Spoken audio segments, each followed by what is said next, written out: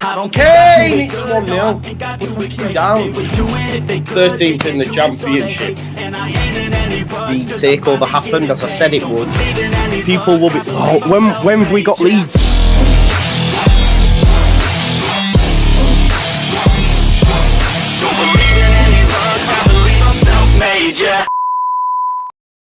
Now then, people, welcome back to the Just Joe football show and another episode of the White Rose Rivals. We have a full house tonight as well, which is great to see. So I'm really looking forward to tonight's show because obviously two of us on the panel had West Yorkshire Yorkshire derby victories to celebrate over our fellow Yorkshire fans, so we can chat about that. Cossie's gone. Cossie's left. So there's all this water, all this rain, Joe. It's affecting me. Yeah. Oh, it's so bad, isn't it, man? I got caught in it today. It's brutal. Really bad. Obviously, Tom's back as well, representing Hull City. But let's get. I wanted to come to Ash, but Ash wants to hear the tears of Matt first, because obviously this is the first week that Ash has tasted 3 points since he's been in the championship. So we've got to give him some time. But he requested that we go to Matt first. So Matt, you were confident before the game. You have a great record at Hillsborough. I think the majority of us in here backed you. And obviously it didn't turn out, and Danny Roll has got them off the mark and at your expense. How was it for you, mate? Was the Sunday, wasn't it, you played? Sunday, yeah. It's pretty easy for Wednesday. When opposition don't turn up, it's quite easy for Wednesday to pick up to a win. If you pick any bad word to describe how we played, it fits. We were disgraceful, embarrassing. There was not a single good moment in the game. We allowed Sheffield Wednesday to take the initiative within 11 minutes from a really, really scrappy goal. Obviously, it was Michael Smith that were going to score, but I used to play for us. And that were it. We allowed a makers a space. Fans have turned this week. We did an episode on the night of the game, and fans were just furious. You know, it's our biggest game of the season in terms of they're our biggest rival. And in terms of the relegation battle, it was a huge game. And the players didn't turn up. He had to make a substitution inside half an hour, which says he got the tactics wrong. It was just an absolute shambles. It's been a long time since I've walked out of a game sort of feeling that down about the actual performance. You know, even when you lose 4-0, there's sometimes a moment where you go, next week if we do that, it was just crap from minute 1 to minute 90. It was just, I can't think of a stronger word to use other than embarrassment. It was an absolute low point of the season. If it gets lower than that this season, then we're going to be going down on record points because it's going to take some beating that, because it was... Wednesday could have won 4-0. Wednesday was so much better than us, which just hurts for me to say, to be honest with you. But I can't argue with the result, and we were lucky it weren't 4 or 5. It's just awful, really awful. You say the fans have turned. Is that just that result and frustration, or is it the 13 games you've played? Are you wanting a change of managers when you say they've turned? I think there's the accumulation of the away form as well. When I had 21 games without a win from away from home, and all those and Matt Taylor as well. It's the accumulation of everything. I think Sunday was a bit of not a turning point, but the straw that broke the camel's back for a lot of fans. I'm not in the boat of sack the manager yet, but if we take a battering on Saturday to QPR, which we'll come on to later, I think he's under serious pressure, because that gap will probably have built from 4 points to whatever it will be after Saturday. He is now under pressure, proper pressure, Matt Till, and we need to start seeing some points. We've got QPR, Ipswich, and Watford. Then the international break. These 3 games are huge. If we lose all 3, I think he'll be out of a job. To be honest, for sure. Also, they've already rescheduled that called off game. It's already for next week now. Yeah. Right. Okay. Cool. Because this weekend's pretty huge as well, because obviously Huddersfield have got Watford. Watford, okay, they're in 16th now, but weren't great. So, you know, if you were to get beat by QPR and Huddersfield win, it's already looking, a little bit hairy for you, isn't it? Ash, we are going to have to speak about your owner at some point as well. Asking don't spoil it. Whoa. But first, I'm going to let you have... Yeah, go for it, mate. Talk to me. You won a game of football, man. Yeah, I know. Hey. It's a great feeling, lads. I'm glad we're at the club. We're in the club, the winning club. Fantastic Sunday. I've got to echo what Matt said. I know our record, we are on paper and on the table the worst side in the league. But I really have to say, Matt, apology. Rotherham were dreadful. Really were. I've been used to watching some crap football this season from my team. And it was just great. All the words that Matt and the sentences he just said to describe Rotherham, he could have been talking about Sheffield Wednesday a couple of weeks ago. It was, but obviously a local rival. Danny Roll's first game at Hillsborough, so we had a good just over 29,000. With Rotherham bringing just over 3, I think it was. Great atmosphere, like you'd expect against Rotherham, Sheffield Wednesday, Rotherham. But yeah, it could have been 4-0 at half time. Really, there was not for the first time this season, just not one time in that game at all I personally feel threatened by Rotherham. Agree. I mean, the stats, they had 6 shots, none on target, and and we had 60%, virtually 60%, and they're stats that we've been getting this season, and it was just great to see that Rotherham on the other end of it for us, and who else could it have been in Michael Smith? 11th minute as from the warm-up, from minute 1, every time he touched the ball, kicked the ball out, miscontrolled it, he got dog's abuse, which you expect, don't you, from Rotherham towards Michael Smith. But what better way to answer it? Not 1, but 2 goals. His first, was a great bit of play on the left by Masaba, coming on his left foot. Keeper made a good save at his near post. It came back out to him. He pulled it back, and it were a bit scruffy from Smith, but it just trickled over the line. And it was, obviously the celebrations from him in front of the away end was, pretty good. And then it was one-way traffic, really was. And it was, it was easy. And I just think it was a lot of things. Manager's first game at home, nearly 30,000 there. Rotherham, obviously local rivals. It was a culmination of a lot of things, and he got it right. And for as much as I'm saying about Wednesday being really good and played really well, I think Rotherham did help as well, being that bad. But yeah, 3 points, it's a great feeling. Yeah, are you? I know it's obvious when you win games of football you're buzzing, but have you seen enough? Or have you seen in the 2 games I think Danny Rolls had that there's a way forward and potentially a way back and climb up the table? Yeah, he's had 3 games now. He lost his first against Watford away, which they scored in like the 85th or something minute, I think it was. Plymouth, even though the scoreline 3-0 looks a bit like we got a battering, the first 41 minutes, really good. You could see the progression. They scored a cracking free kick, and then our defenders just had abomination. So they scored the second, and it was really, we weren't getting back in. But there were signs against Plymouth, and it was good to see. And we just thought, right, home match. Great home match. Rotherham is good for his first one. And obviously they're in the same sort of sticky situation as us.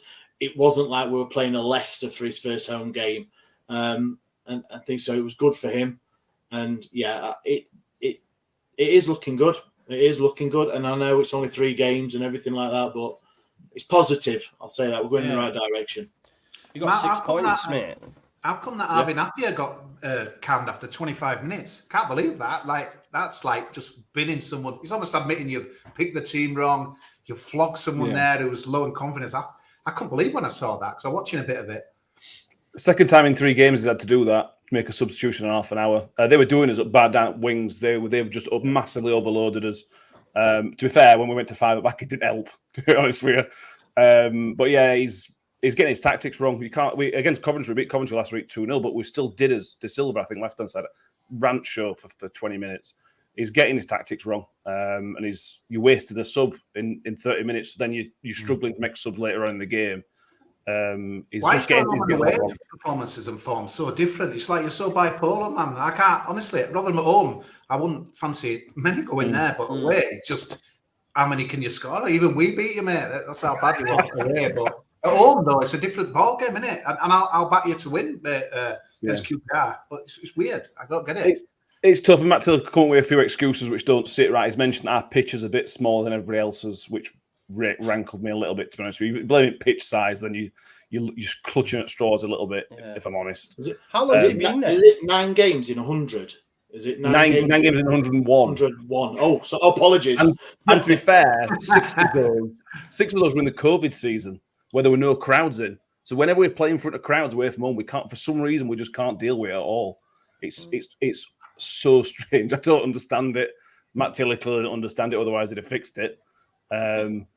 Maddie, it's only that road at Wednesday. You know, it's not like we're stopping at hotels and it's unsettling. Until he's next door.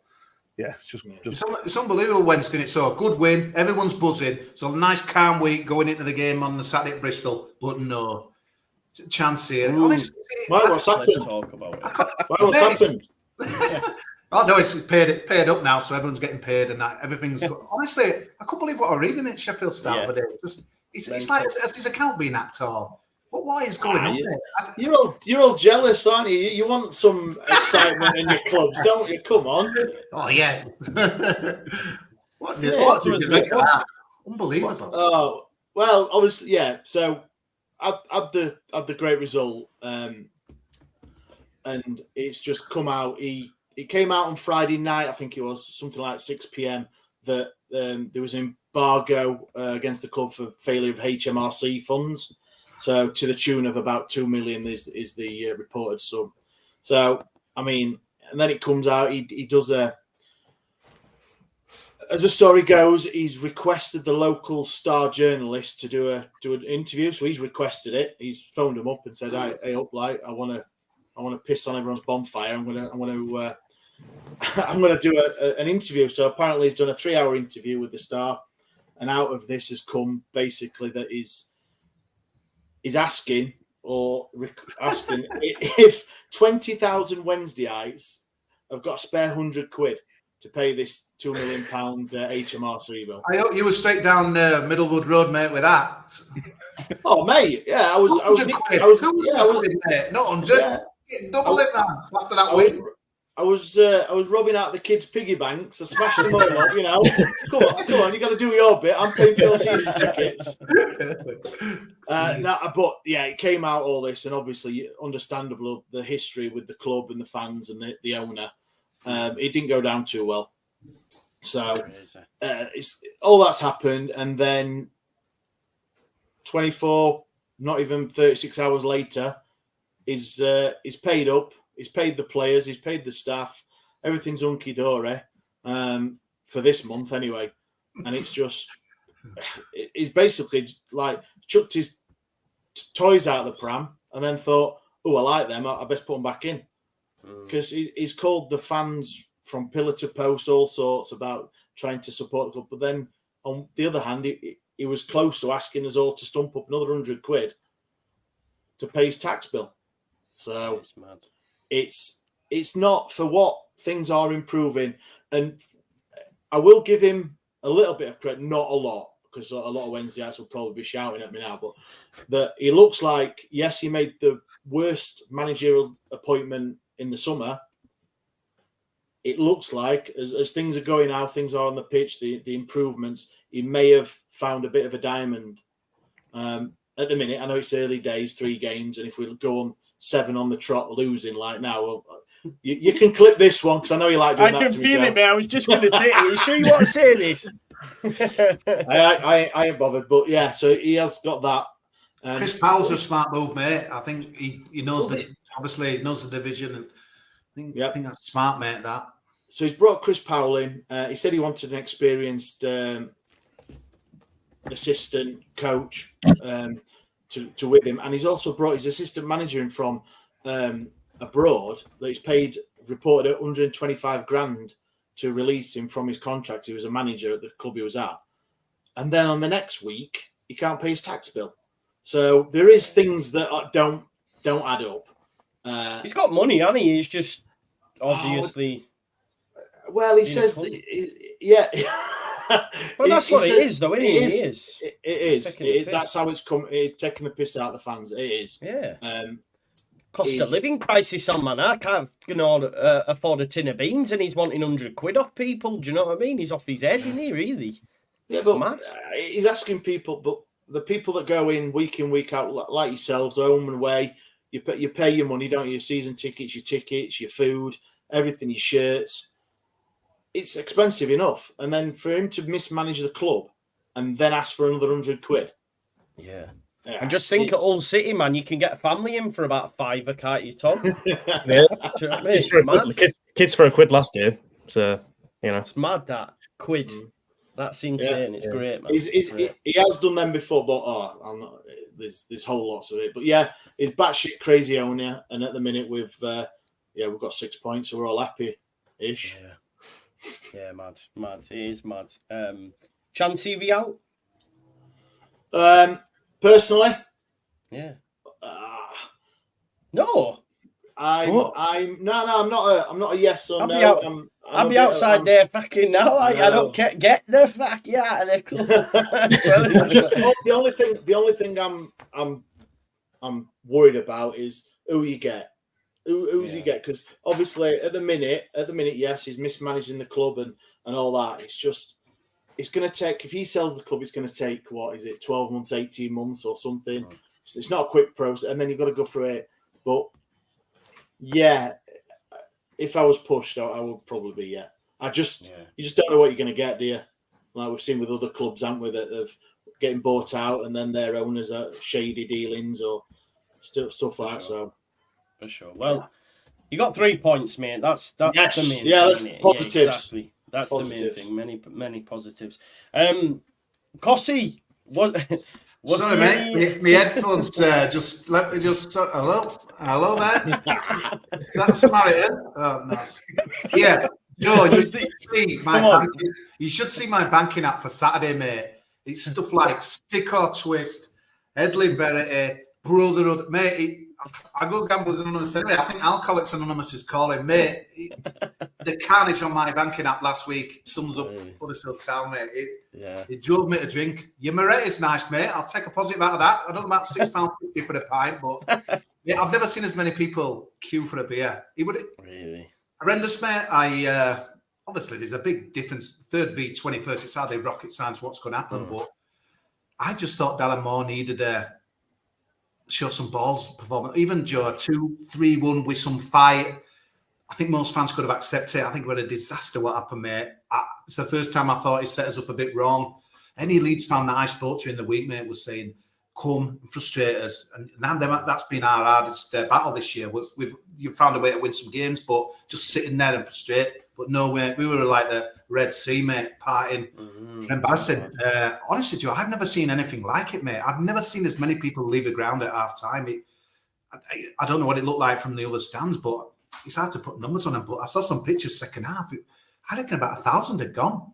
Wow. But again, it's just a way of doing it. Obviously, we've been battered before at your place, Joe. I remember 5-1 back in the day, Matt Robbins, the day, I think, Chilino and all that, Brian McDermott. So we've got previously getting beat before. Dennis Wise, I remember having a bad afternoon in the cheese wedge, mate. But this was something else. And it was worrying. I just thought coming at the game, we'd been spanked against Cardiff 4-0 at home. It ripped the confidence out of us after we'd beaten QPR, which we were lucky the kind of few days before. So, again, expectations were at an all-time. But when I saw our team, Joe, at 11 o'clock, it was ironic I were in Stick or Twist Weatherspoons. I thought just stick, mate. But unfortunately, as Ubers had been ordered and we had to go in. But absolute trash, man. Not more I can say.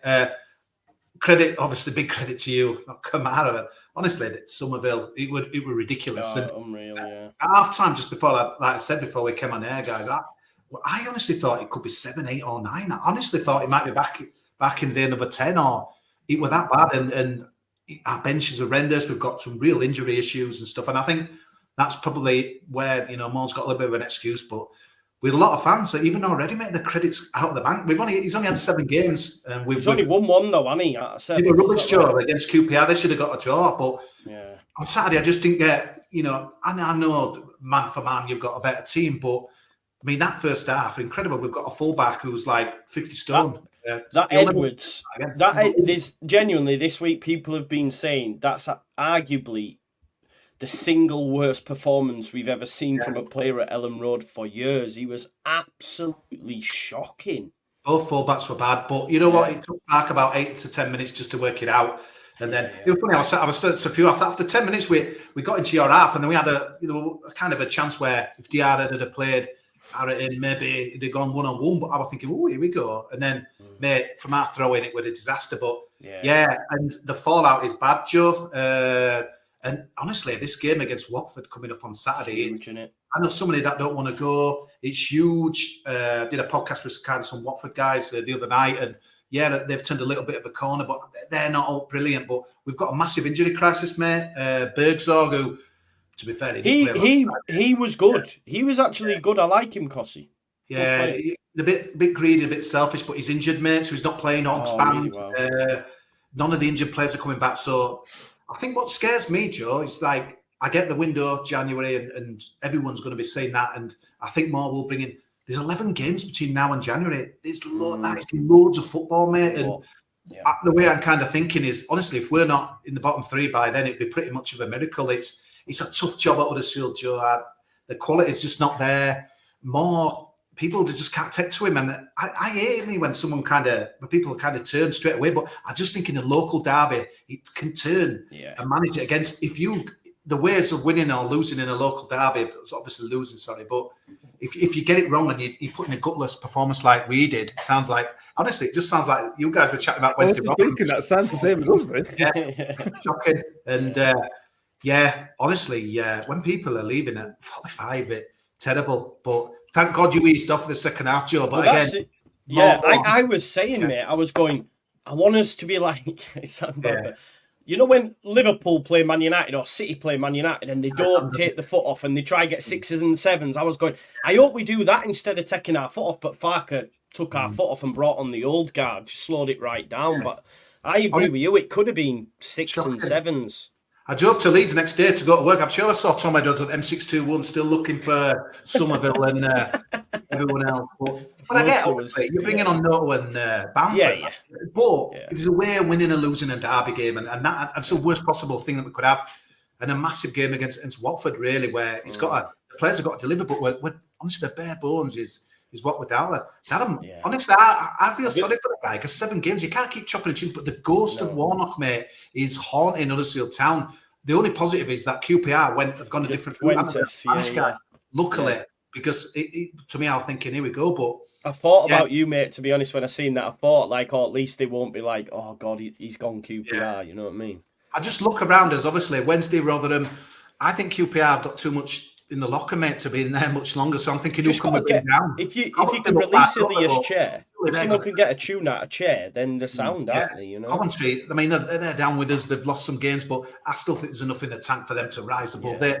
But I'm honestly serious. So 11 games between now and January the 1st is big problems. And the fans, I don't know if Darren can get them back. I can't believe I'm saying this after 7 games. It were only like 2 weeks since you've just been announced on your show, Joe. But it's. I don't know. Will he make January, Cosy? You know what? I don't know. I honestly don't know because the Watford game. I honestly think if we got a scrappy win on Saturday, it's still you don't get credit in the bank back when you've been battered in a derby game. But it's the fans just. But you know what though, mate? I just don't. People sort of worn up with it. It'd have been better, and I'll give him that. I think it'd have been a lot more resolute. Definitely tight. But the other games, I think it would have been shit under Warnock, mate. But I'll get absolutely pelted for saying that. Say that. Well, you know what? I think the magic had gone a little bit from Warnock, but he'd have probably guaranteed you safety. I thought more might, but trouble is you get to January, 11 games, that's a lot of games. So honestly, it wouldn't surprise me, but the trouble is the new owners nailed his colours to the mast, has binned off Warnock, brought in more. So to all of a sudden just to almost like do do a U-turn. Yeah. Probably Trollett Millers are saying Yorkshire. It's true. To be honest, when I did the preview for the game, I didn't realise he'd only had 1 win in 7, and then obviously after the game with the result, naturally I watched quite a bit of fan content from Huddersfield side. There was one guy who does like a vlog in the crowd, and he was going, "Get him out of this fucking club!" Like, it was like an old guy. Oh, it was so funny, man. I can't lie. He was going, The thing is, him out. It's just, it does it. I'm kind of a bit of an old stager. I like to stick with stuff and back. Yeah. But you've just seen with Wayne Rooney, he's lost first 3. Boo! It's like, it is now judged on he's not even game by game, it's half by half, mate. And Thomas Tuchel, after last night, he'll be under pressure, even though Bayern, it's just a modern game. But I don't like just fighting people quick, but the results are there. There's one winning 7. If you lose to Watford at home Saturday, Joe, it's desperate stuff, mate. And then we go to Hull, who are flying, at the moment. So it's not good, mate. Yeah, let's talk to Tom then, mate. Obviously, a great result at the weekend, but Philogene has got injured. So it's sad. Yeah, how are you feeling about that one? It's so disappointing because Philogene, since he's come in, I think probably the best winger in the Championship since he's come in. Hang on a minute. Let's forget about Somerville. Let's forget about Somerville. Yeah. Okay. But against Preston, he was unreal. Apart from the chance that he missed just before half time, Gilter's chance for own goal. Instead of shooting, he decided to take it on his left and then sort of cut back, and then the chance was gone. But I think like any good player does. They obviously got in at half time, probably got a few pelters from Mourinho in second half, and he scored that wonderful individual goal. And after his thunderous strike against Birmingham on Wednesday, he's becoming our match winner now, like Jarrod Bowen was a couple of years ago. And I'd go as far as saying, after only seeing him for a handful of games, half a dozen games, that he's probably our best individual player since Bowen left the club. Like, he's that good. Against Preston, I just looked at the stats, and he completed 10 of his 19 dribbles. Like, that's just ridiculous. And it was a constant threat. Every time we had the chance to give him the ball, we did.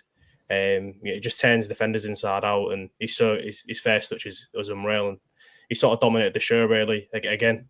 And I think he's the sort of player that we've been missing from our player the past season or so. Like, we've struggled to take our chances or create a chance from nothing, and that's what Philogene does.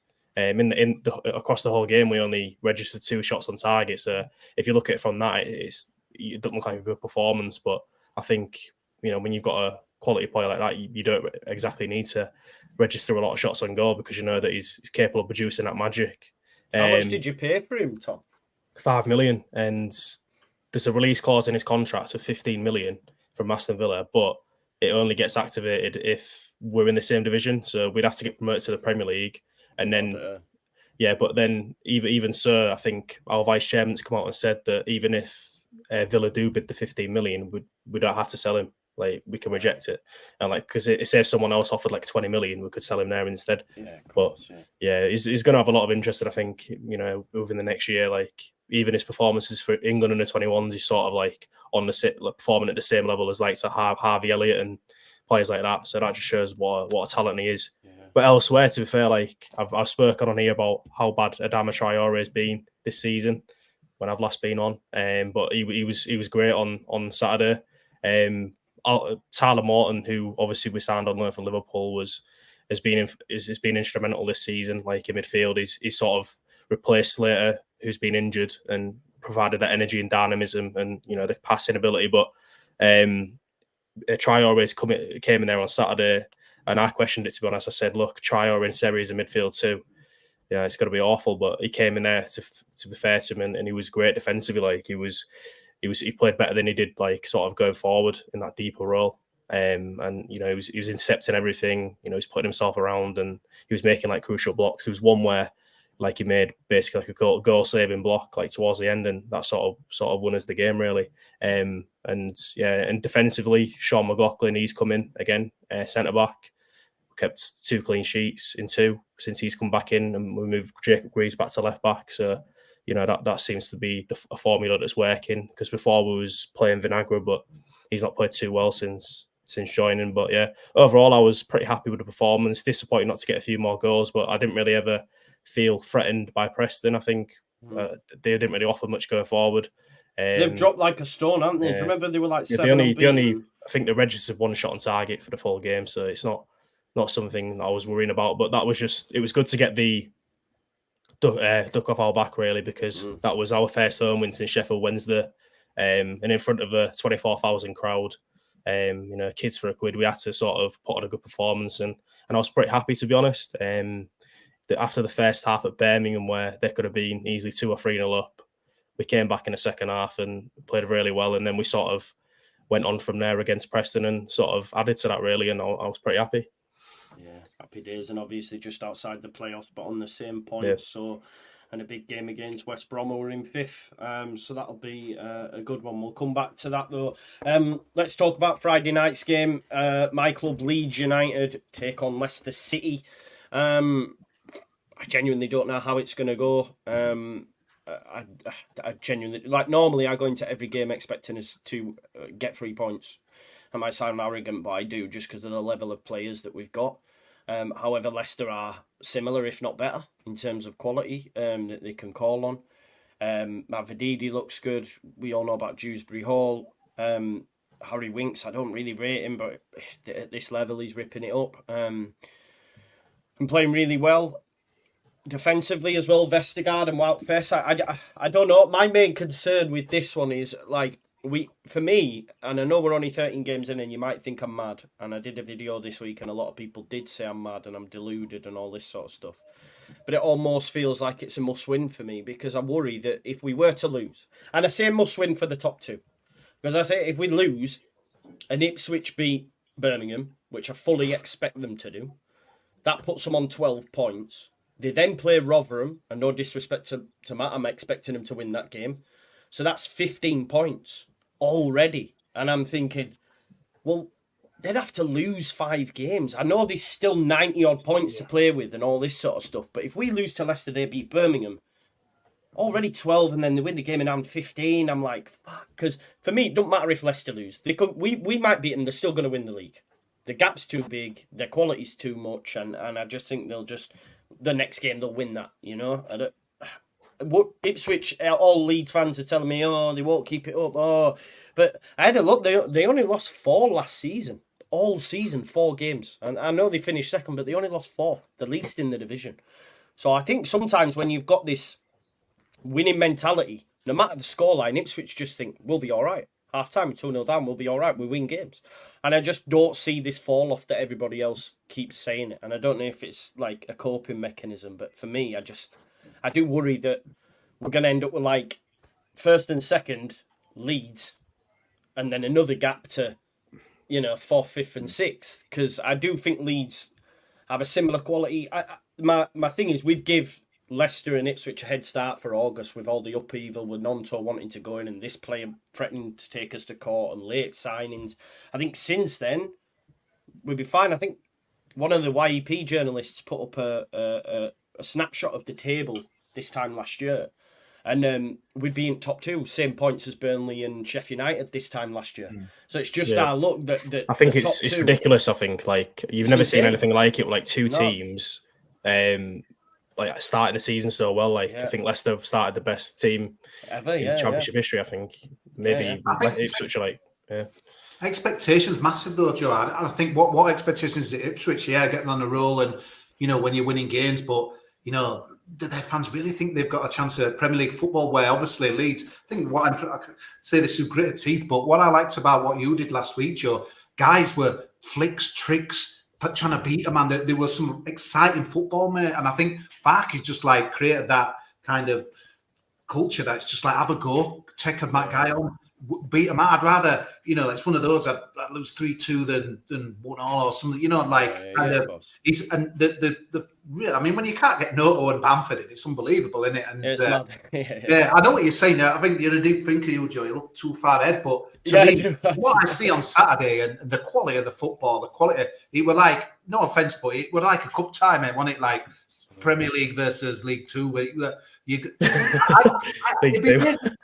honestly, you think, because like I got back. I remember watching the scores, and Ipswich was struggling a little bit, and because the report was saying they didn't play that well, and all of a sudden they churn out the win. I think Plymouth got one late on, didn't they? But I don't know. I just think and your squad's better than theirs, but you just don't know, do you? But I know what you're saying. But what I saw on Saturday, to me, it's Leicester and Leeds, the top two. And yeah, on the topic of Leicester, I've got my pre-season bet with Portsmouth, Stockport, Man City, and Celtic outright. And I've currently got I don't know if you can see, but I've currently got like 123 could cash out to return 2.8 grand. Man City and Celtic. Ooh, you're putting that line there, aren't you? As if I've got Portsmouth in there, and they're bottled it every year, so it's early days yet. But I finally started. They got PSG on there and all. No, not. They also like 1 to 6. Leicester will win the league. I think. Is everyone?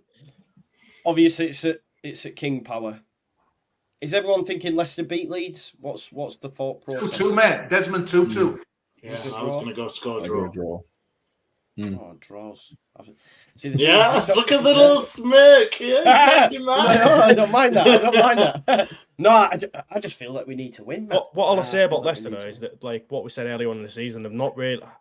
I've not really looked at all the results in recent weeks, but they've not really like smashed the team. I don't think. Do you know what I mean? Like they scraped great past QPR. I think Harry Winks scored like a screamer to win. Was it 2-1? Well, to be fair. Yeah. So like, what I will say is that they will probably give Leeds a chance on a counter attack, like, and the players that Leeds have got that can cause them problems. So I do think they will concede there. Just whether it'd be a right game, that one. Leeds will come to play. Leeds will come away, and it could be anything. That's one.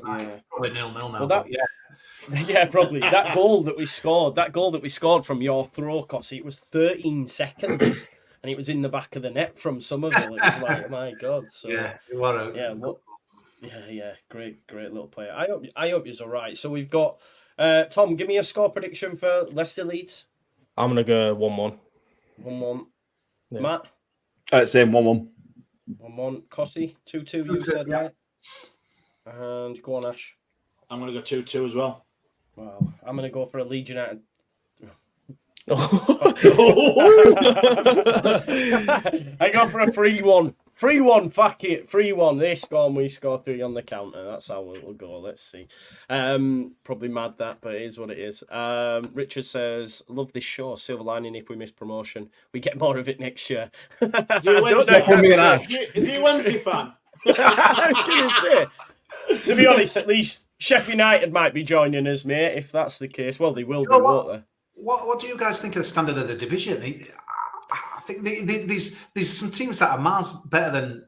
I know it's an obvious thing to say, but I think there's some absolute drops. Coventry, look at them now. I know they've lost their main man to Sporting Lisbon, but I did a preview last night with a Leicester fan, and we were talking about this because naturally Leeds United fans remember the Championship as us being in 14th, 15th, 13th, and remember how difficult it was to get out. So I'm going to say, it's not as easy as you think. But I said from minute one, I said, this division, standard-wise, and I don't mean this disrespectfully, I just think there's a massive gap between newly promoted, newly relegated sides now and the rest of the division. And I think that comes down to finances. What happens is the parachute payments and as well, like, if you look at half the division, I don't think half of the division really spent a penny. And naturally, if you're not going to spend money, you're not going to get the quality. And that's obviously the catalyst to the drop-off. And you see, like, a lot of teams that come down from the Premier League, they originally have the parachute payments. If they don't get up straight away, they're just stuck, and then they don't have the money to spend. So that's just what happens. This year's bigger though, because Sheffield United aren't as good as probably Leeds and Ipswich this year. I don't think so. The gap last year was the gap between the 3 or 4 top teams in this division and the rest is bigger than it was last year and in previous years. Yeah. I think as well, like I always say to people, like when we got promoted, you had Daniel Farker's Norwich, or the season we didn't get promoted. We were in 3rd. You had Frank Lampard's Derby. Look at the players they had as well that season. Ridiculous. You had Aston Villa. Aston Villa had Jack Grealish. They had John McGinn. They had Tammy Abraham on loan as well. And they had ridiculous. Tomori. Weren't Tomori at Derby? Sorry, Tomori's at AC Milan now. Do you know what I mean? So and then Brentford. That team, Benrahma, Watkins, Benrahma, insane. I don't think it's like that. I think one of the big things in the division where Huddersfield have ballsed up, but people weren't going to send them to Neil Warnock. You need some good Premier League loans. If you look last year, Sheffield United hit the jackpot, mate, and that was one of the reasons they went up. And look at Middlesbrough as well. Like Middlesbrough getting Cameron Archer on loan. They carried him. Yeah, Well, if you can get them right, season.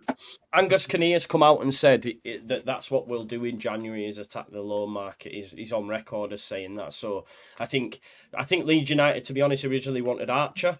And then he obviously went Sheffield United, so we ended up pulling the trigger on Joel Pirro. I think. Do you need a right back?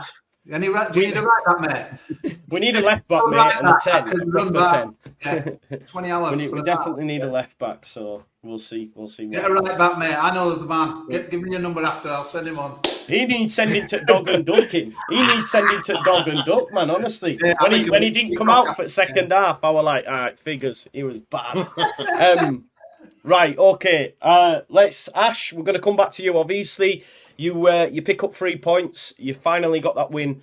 You now go away to Bristol City. Who has John Eustace been announced yet, or are they still in interim? What's the crack? 'Cause I think Eustace is getting it, isn't he? Lampard been linked, wasn't he?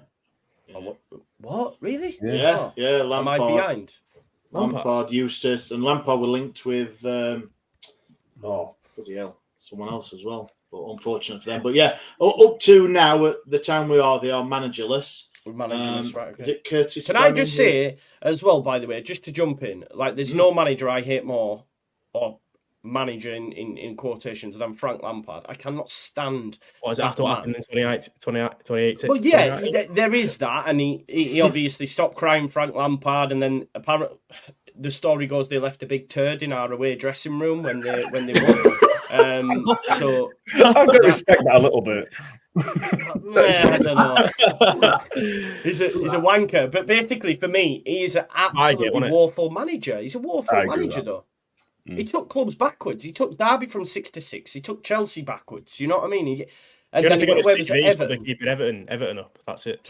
It's the only thing I see, really. I mean, he got Chelsea Champions League, and that's it. But it's a weird one with Nigel Pearson, isn't it? Because from the outside looking in, I think he did a bad job. But the outpouring of grief from Bristol City fans, they're gutted that he went. Did you see that tweet or that X thing that he put out as well? And because I always thought, how was he still in the job there? But it's obviously they were still the best players bringing through. Apparently, there's some wonder kids that are there to come in. So honestly, I thought loads of people would be delighted to see him go, but it's not. So there's a lot of anger that the Lansdowne bombed Pearson out. So I think Wednesday could cash in on Saturday down there. Yeah, he has had some health issues, hasn't he? I think he's come out and said he's had some like neurological tests and other bits and pieces. So I don't know if that's a factor. But yeah, I mean, every time he's a bit of a Wednesday legend, obviously a ex-player, ex-captain. So when manager jobs at Hillsborough have come around, he's always won. But he still lives in Sheffield. His families live in Sheffield, so he's always said no, he'll never manage them. So, but he's always come round. So his family lives there, just in case you go round out like that. Get him out. yeah. Well, bloody hell, you know football fans, don't you? And how they can be. So I know it's a bit mad, but I think it's a great opportunity for Wednesday to go down there again. Crowd's going to be fuming. Pearson, if Wednesday get an early goal, Wednesday it's Pearson Park. I think could turn toxic down there, but. Yeah, the good chance I think Wednesday, Saturday down there. Yeah. I think as a fan base we are pretty positive going down there. Obviously, 3 points in the bag, and a bit not. They're not in disarray, are they? But they're losing the manager and don't know where they are at the minute. It is a good chance. I was quite impressed with them when they played us. I thought they were all right, to be honest. Bristol City. I thought he was doing. That's what a lot of fans are saying, Joe. They're solid, aren't they? They're very solid. Good job. Yeah, they don't get it. Especially if Eustace comes in, that's a weird one, that, isn't it? I mean, well, I've just googled it, mate. Apparently, he's been linked with Derby now to take over Paul Cook's job there. So Paul Warren's still in. Paul Warren, sorry. That's sacked him yet. Have they not? Right, okay. Well, there you go. But according to the news, the sources are they set sights on Birmingham boss John Eustace. So. It's great. It's great when that happens, isn't it? When old manager links, the merry-go-round goes. When you start there, you're still in your job, and you're like, pick up the sports pages, and it's like, so I'm still. I just thought that was I thought them sacking Eustace was so bizarre, though. But it's just the American earner sort of thing, hiring a big name, thinking it's going to be the right way to take the club forward, but it obviously isn't. He's actually odds-on favourite, Lampard. Do you know what? I can milk the content for this. You will see a video of me reacting to that news. Everyone knows I hate him, so there you go. He's odds-on, so Frank Lampard might be returning. There we go. Not like an angry bald guy to get... Mate, he's an absolute... He's a Tory as well, isn't he, man? He's a Tory as well, isn't he? So it figures, really. I just dislike the man. Right, okay, let's get some score predictions then. Ash, you said you were confident. You said the Wednesdayites are confident. What are we going for? I'm going for a 2-1 win. Nice. I know we got a clean sheet on Sunday, but I think that was more down to Rotherham's inept attacking rather than us being. Obviously, the defenders did what they had to do, so still a bit more work to do for the defence. So I think we'll concede, but a couple of goals. Smith and Windass. Smith and Windass. I know, yeah. Goals. That's it. We scored, what were it, 4 all season or 5 all season, I think it was. So, 2-1 for me. 2-1 Wednesday. I'm going to go, because they're managerless, I'm going to go for a 1-0 Wednesday win. Tom, what are your thoughts? I'm going to go 2-1 Bristol City. Nice. Matt? Same as you, Joe. 1-0 Wednesday. Nice. And Cotty? Same as the man that's just spoken. Exactly the same, mate. 1-0. Yeah, Joe. There you go. Look at this positivity from you lads. We get 3 points and everyone's on board the Wednesday wagon. Yeah, forget about predicting games score. What about my prediction? Rotherham would be off. Forget after the River Don. I was pouring hot water at River Don trying to get it to Ian, what did you think when it went? Yeah, told you, didn't I? There'd be It's going to be off. See you later, guys. Enjoy weather. Who remember that guy backing down? Some of these won't remember, but actually Matt might. I'm not sure on his age, but remember that guy on GMTV who used to jump on the islands? Yeah. That guy, man. Tom's like, what the you on about, man? On this Pebble Mill or this morning or whatever it was. Something like that. Yeah, whatever. Yeah, and he used to do weather in the water and he would jump. And we're going to be hearing I think I've seen it before. Had dodgy jumpers on, didn't he? He had dodgy jumpers on. Yeah, we're like lightning on it and that. Yeah. Anyway. Right, Posse, I'm going to come back to you. Huddersfield versus Watford. Watford, for me, I was going to say the worst side we've played, but they're not. You were, sorry, mate. But Watford were really bad. They were really bad as well. We beat them 3-0 at Ellen Road. It looks like they've turned a corner because they've climbed up the table. I weren't aware, but this is massive game for you and Darren Moore, surely. Britney Spears is clearing the vocal cords, mate. Toxic could be sung at time, but no, honestly, doing a podcast with the Watford lads, I thought they'd be buoyed with a couple of wins, but not really. They're not kind of convinced that Ishmael's kind of turned a corner. Even obviously 2 wins look like he has, but when I was telling him about our Taylor Wars, and then you throw in Bergsock being out, Jonathan Ogg being suspended, the crowd, they'll be on the back silly doors and stuff as well. If we had some players back, maybe a Ward back or a Kazumu or someone like that, a bit of quality, but we haven't. It's worse squad that's out than last week. You won't probably see Edwards and a few kids. I think we're going to lose again, and this will be. Watford are unbeaten in 4, so yeah, I think 2-1 Watford. Hopefully, I'm wrong, but yeah, 2-1 Watford. Does anyone give Huddersfield? I'm going to back Huddersfield, to be honest. I think Darren Moore will have them. I mean, he's got to get a response. You have to get a response, and if he doesn't, then it might be curtains sooner rather than later. No, if he gets it's a massive game for Darren Moore. I thought we're building Leeds up, but I always think of Derby. I mean, realistically though, where the two clubs are, it's not going to be.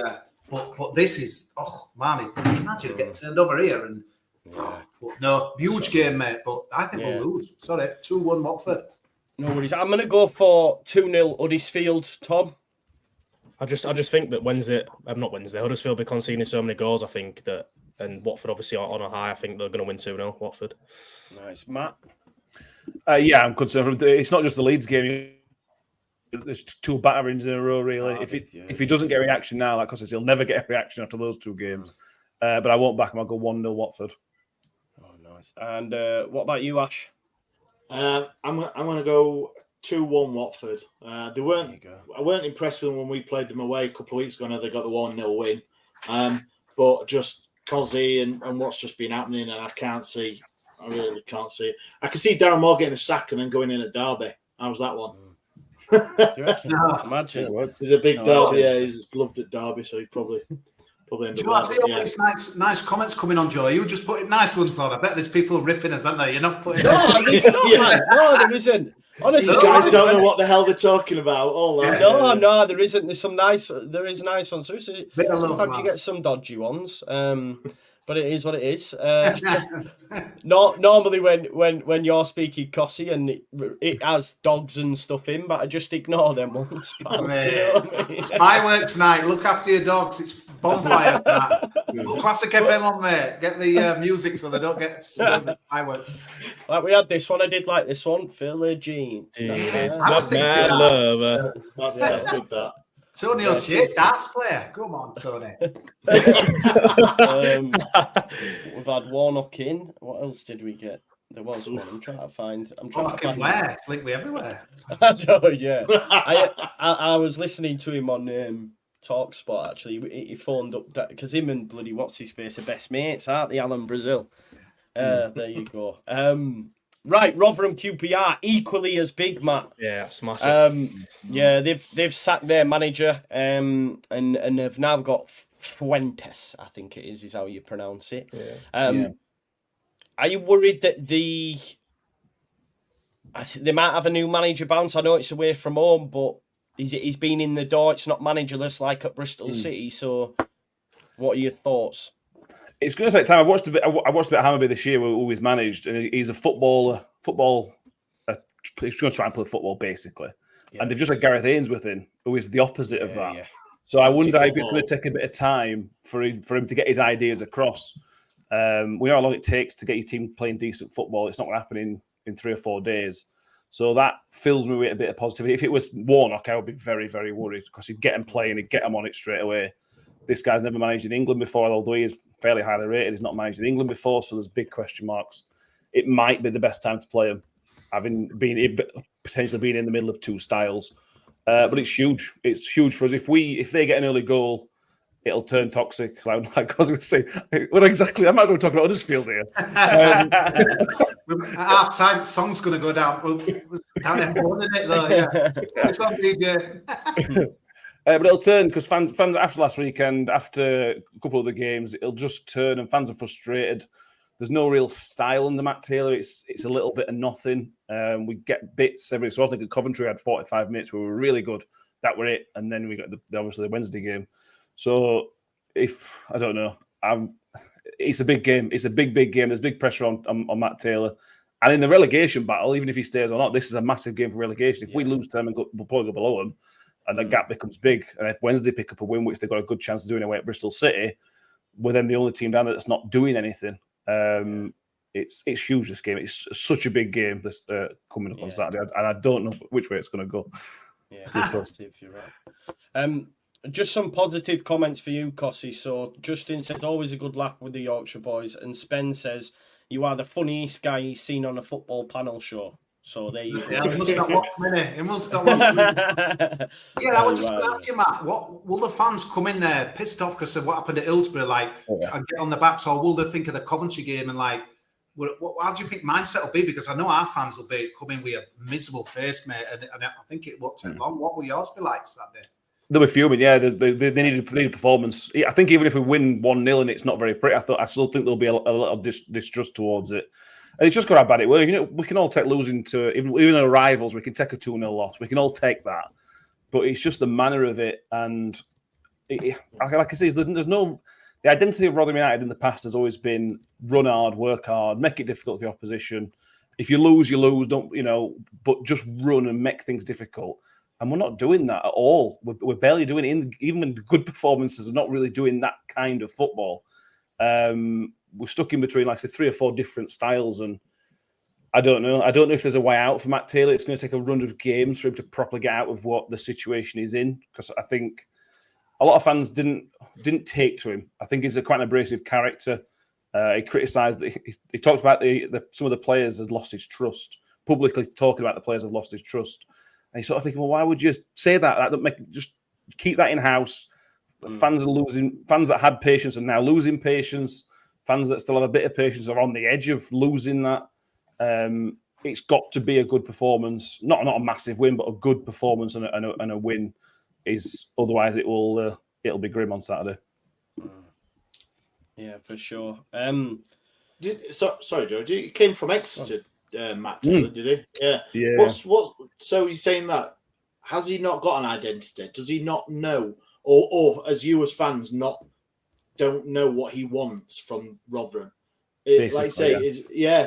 Well, there you go.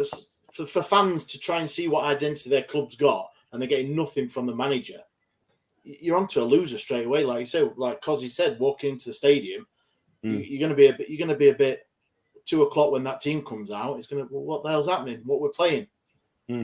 Yeah, I don't. He's off to a non-start, isn't he? What I don't get though is like he kept you up against all odds. So to me, he should have a lot of credit in the bank. I know this season's been pretty average, to say the least, but football don't work like that. It's like, forget about last season, guys. Bollocks to it. Forget about Leeds. We've got billions of pounds, and Leicester and what have you. We should be doing better. It's honestly, no one gives anyone any slack now. And it's quite surprising to hear that at Rotherham, 2 games away from the sack. It's everyone else will be thinking, bloody hell, what's supposed to do, Tim? It's like incredible job and limited budget and. Yeah, but the thing about it is for the first time in our history, he's spent money. He's spent over 1.5 million this summer, and for us, that's a lot of money. I know I'm laughing, but that's huge for us. And he's not, and we haven't moved on. We're worse off now, much worse. But the fact you are in a championship, spending that little money is impressive in itself, I think. But I agree. Yeah, I agree. But you've got to still see progress, and we aren't right now. It's going backwards, isn't it? We're not seeing progress from last season. It's going backwards, and I don't know. It's on tonight, I think. And I'm fan one to talk here for this question, but is it time for a new owner? No, definitely not. No, just with the amount of money. Obviously, you've been. Ash, you were ready to say Chansiri in earlier. What are you on about? I'm on about like over the years, Rotherham are on the tightest of tightest budgets. Oh yeah, and with new owners or someone who's going to spend some, there's always the chance of you getting a couple of £1 million striker that's going to get you 15 goals or X, Y, Z. So is it obviously always being on the lower end of the budget for what great work the owner's done? Is there going to be time? Would he move over? No, he won't move over. Not last summer that we had 2 or 3 bids in for the club, and he wanted to stay the face of the company essentially. And the guys that wanted to take over obviously didn't want. If they're going to buy the club for 25 million, or whatever the rumor was, they're not going to let this bloke from Rotherham just still be the face of the success and whatnot. He is very much a hands-on chairman. I think, from what I understand, he still has regular conversations, weekly conversations with Matt Taylor, and he did the same with Paul Warren. So he's not just sort of stepping back. He is still hands-on, but he is 70 or 80. I think he's 80s now, so he's not going to go on forever. And I don't know what succession plans. Look, we would love somebody to come in and buy us 20 million quid and pump the money in. But where's the return in that for Rotherham United? Do you know if you buy Huddersfield, there's a relatively big stadium. They've been in the Premier League. Where's the payoff for your investment in Rotherham United? Realistically, it's going to take a lot of money to get anywhere near playoffs and get anywhere near Premier League. So that's why I don't think we're that attractive for a Yank businessman or something like that. I just don't think that's going to happen for us, unfortunately. 2 managers under pressure. Mark Robins under big pressure down there. I know last season, unbelievable, probably overachieved. But like I just said before, no one gives a shit about last season. It's here and now. That game's massive Saturday. But Rotherham are going to win 2-1. Up the Millers. I'm going to go 1-0 the Millers as well, to be fair. Tom?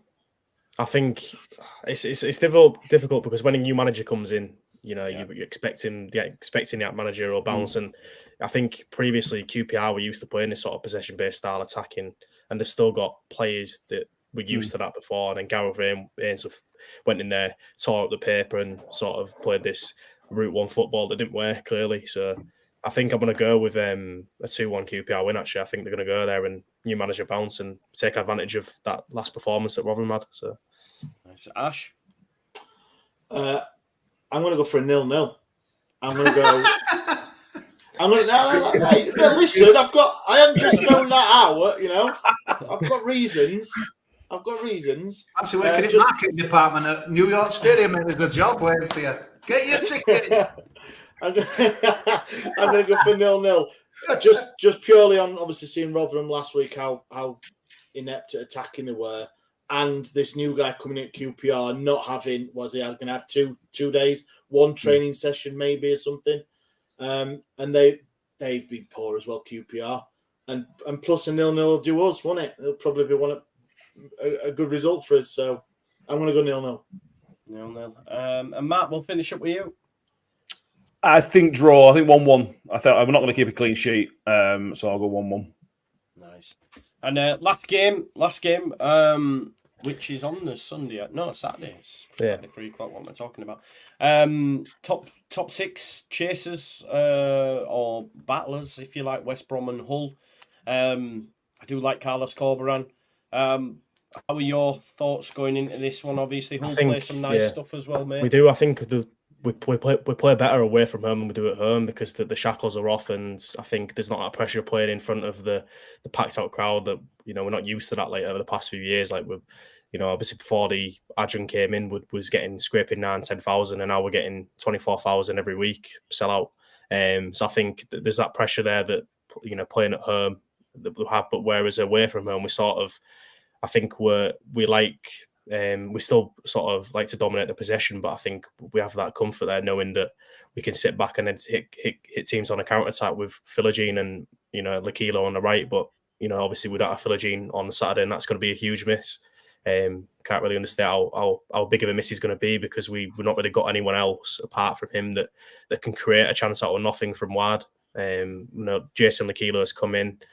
He's not assisted or scored yet, but he's looked promising. And you've got Scott Swan, who we was waxing lyrical about before he came in, and he's not really produced yet. I'm not really seeing the performances that he showed for Burnley when he had a chance in MK Dons in the season prior. So we're worried about him really, but it looks like he's going to start again, and I think Connolly will probably come into the team in place of Philogene, and Swan will probably get moved out to the left, so we'll probably play Delap and Connolly up front. So, and that worked well away from home before. So I think we'll go there and we'll go attacking, but obviously West Brom have got the likes of Dean Garner, John Swift, good technicians and attacking players. So I think we probably will concede, but I do think we'll go there and nick a point, 1-1.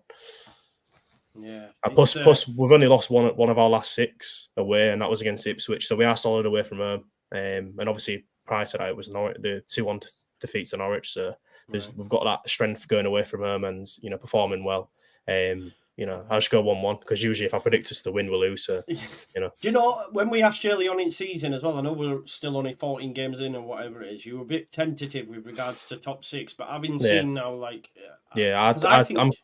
I'm confident now, knowing that we've got the squad now. We've got the likes of Philogene, the quality out wide, the lap.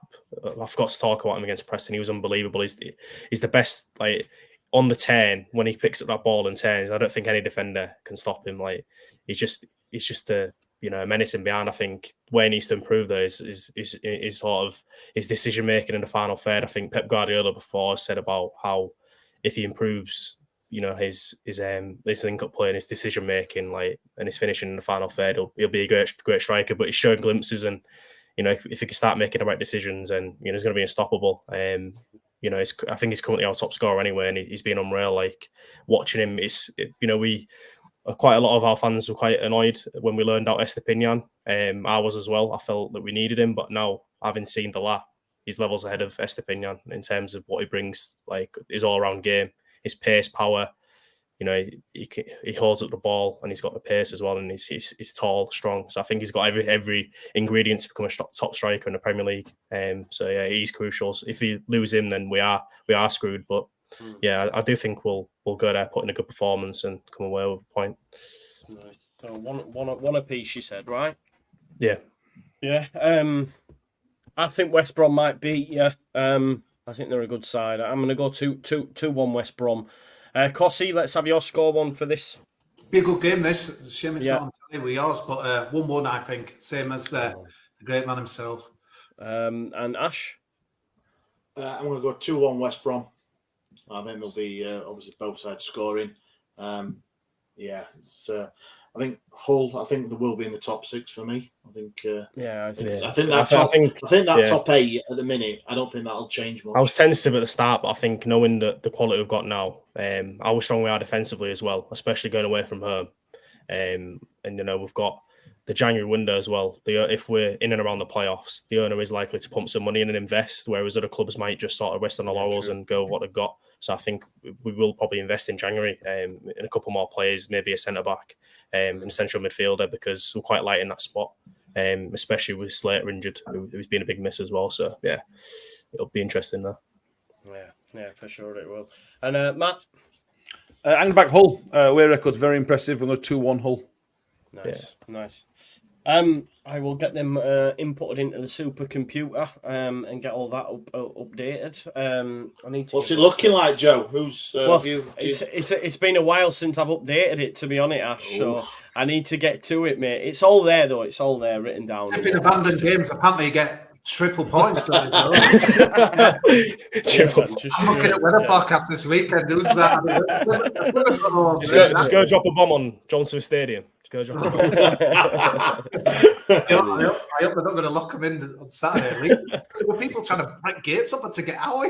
Sewage, like, where you going? Like, well, stay till the end. I stayed till the end. That Moretti were too good to go early, mate. So good. Good man. Has anyone got anything coming up on their respective podcasts that they want to share? Ant's doing a show, I think. I'm not sure when it is, but with Stuart Elliott, a former Hull City player, so he's having a chat with him. I think one or two of us probably will jump on it as well. I might do. And then apart from that, it's just we do our usual show on a Sunday, and then obviously we're still sharing out the content on the website as well. So, nice. Anyone else? Any more? No, just pumping out. Same preview shows, normal shows. Just a bit of a big up for his own podcast. Now it's a bit self-thingy, but we on Sunday, the game against Rotherham, we paid for 5 families to take the kids for the first game to Hillsborough. So I gave them that and a little goodie bag of things for kids to do, sweets and scarves and stuff. So we do a lot of that stuff like that. So raising money and spending it on people that can't go. I know some of you will be saying it's a it's a bit of torture. That you should have just give them the cash and say get you some shopping in. I know, but they enjoyed it on Sunday. So yeah, that's the sort of stuff we're doing at podcast. So just thought I'd give a big shout out to the guys there because they're doing great work. Yeah, that is amazing. That is amazing. Thank you very much, Vega, for the super sticker. We had a new member as well, Ricard Wigstrom. Ricard Wigstrom. Swedish guy. Swedish, Norwegian, something like that, maybe. I don't know. You'll have to tell me. Ricard. But yeah, thanks as always for watching, folks. I'll be back at 9 o'clock for the big match preview with Andrea and Jer, just looking ahead to Leicester, which of course is tomorrow. Please make sure you go out and check these respective podcasts. I know a few people checked out the Huddersfield one after the weekend because they messaged me and said, it's quite fun actually. So I was like, yeah, of course it is. We beat them 4-1, you know. Sorry. But yeah, panel is very decent. They're all great lads as well. So make sure you show them some love. Go check out their respective podcasts and we'll see you again next week, folks. So thanks as always for watching.